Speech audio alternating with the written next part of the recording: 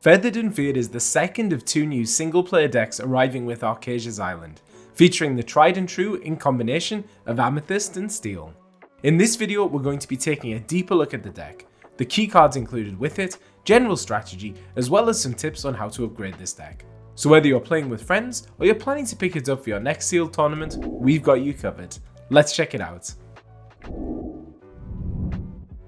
Feathered and Feared has assembled a single-player deck that takes advantage of one of Disney Lorcana's newest mechanics, illusions. Helmed by Jafar himself, this deck combines the magic of Amethyst with the power of Steel. Feathered and Feared features 47 characters, 7 actions, 2 of which are songs, and a total of 6 items. Feathered and Feared also features a generous 55 inkable cards with only 5 uninkable cards. This means you can be quite aggressive when altering your hand, as you'll likely always have something to ink. And while this single player deck features cards mainly from Archazia's Island, you will also find a few Shimmering Skies and Azurite Sea cards there to back them up. In terms of the general playstyle of this deck, Feathered and Feared focuses more on a mid-range strategy, especially compared to the other single player deck this set. Early game control comes in the form of many well-statted glimmers, before looking to close during the mid-game with a board of great questers.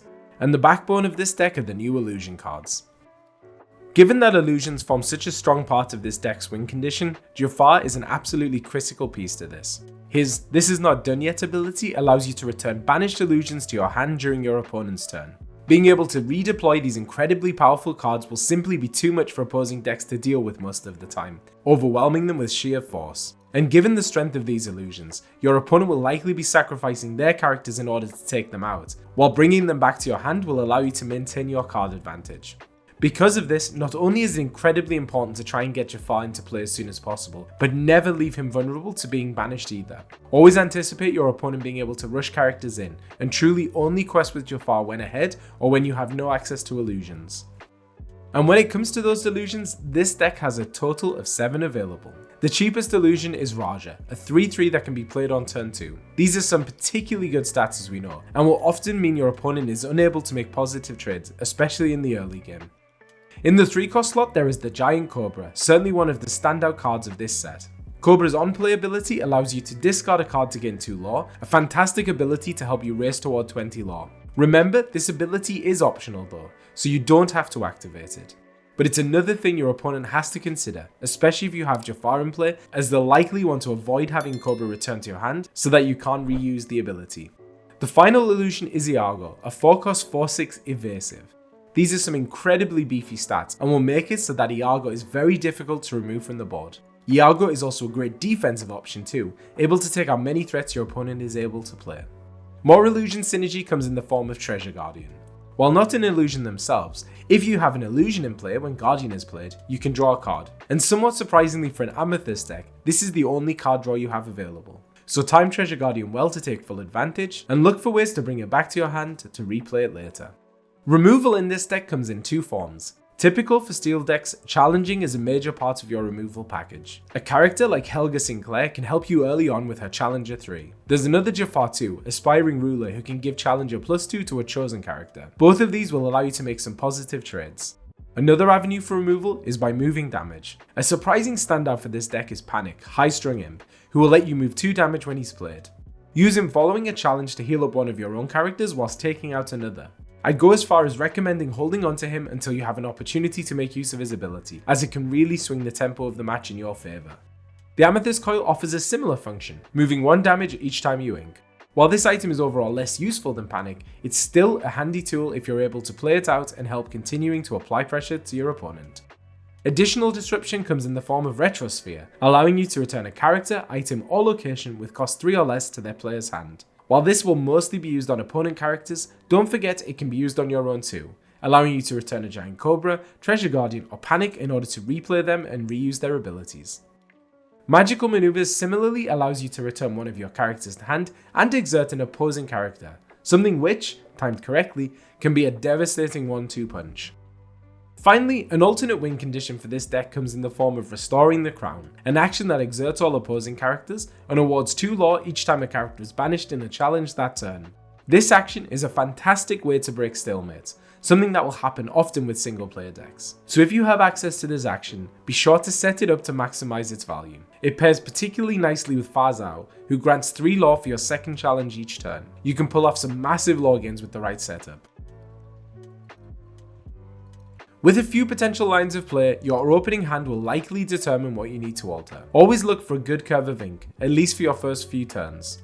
Hehe is probably the best turn 1 play, purely because his 2/2 stats will allow him to trade favourably in most cases, and Pain is about the only other good option you have. Turn 2 is a bit more interesting. If your hand is looking a bit more aggro, Arthur is a good pick, given that he quests for 2, but Raja is a powerhouse too. If you need to play defensively, Helga is a great option because of her high willpower and Challenger 3. Turn 3 again provides a number of strong options. Giant Cobra is probably the best here, given his great stats, especially if you have Jafar for turn 4. Otherwise, Kashakem and King Hubert both are hard hitters who can put in work here. If you have Jafar in hand and Illusions on board, he's the turn 4 play this deck wants to be making. If you don't have the setup required, or maybe even you're just on the back foot responding to your opponent, Panic is a great choice to help swing the momentum in your favour. From turn 5 onwards, it will be mostly about responding to the board your opponent is setting up, though being able to drop additional copies of Raja and Giant Cobra on this turn, especially following a turn for Jafar, is an incredibly powerful play.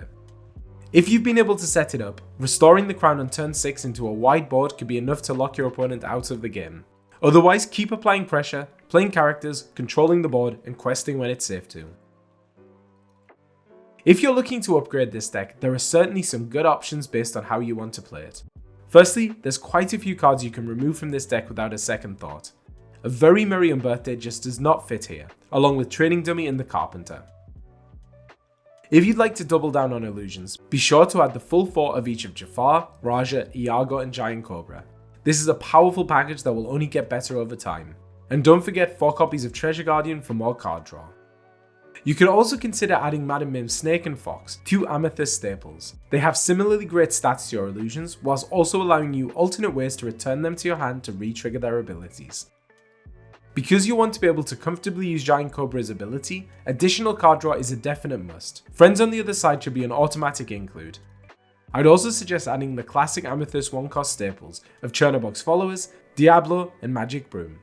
Finally, Pete is another must-add card. He's always a great pick for a steel deck, but he has the added benefit of being able to protect your illusions from actions on the turn he's played. And when combined with the Mims, you can bounce him back to your hand turn after turn to get additional uses. If you prefer the more challenging Focus Wing condition, most of the same cards are still great picks, but you can also up your copies of Restoring the Crown and even Farzao to gain that lore through challenging. You can also look to include a character like Calhoun, who provides lore when she banishes a character, synergizing nice with the other tools in this deck. And since you want to be challenging characters, you'll need them to be exerted, and Elsa the Fifth Spirit is a great option for this, setting up some characters to then be able to challenge into them. And if you want to get a head start and order any of these cards to upgrade this deck, be sure to use our TCG affiliate link in the description of this video. It's the easiest way to support the channel. And that's our guide to playing Feathered and Feared. If you're looking for a guide on the other starter deck for Archazia's Island, an Inventive Pair, we have a guide for that too. You can click above, but we'll also link that video down in the description of this one. And if you found this video helpful, be sure to hit the like button on your way out. We'd really appreciate it. And don't forget to subscribe, as we'll have full coverage of Archazia's Island, including gameplay of both starter decks, on release. And until then, happy questing.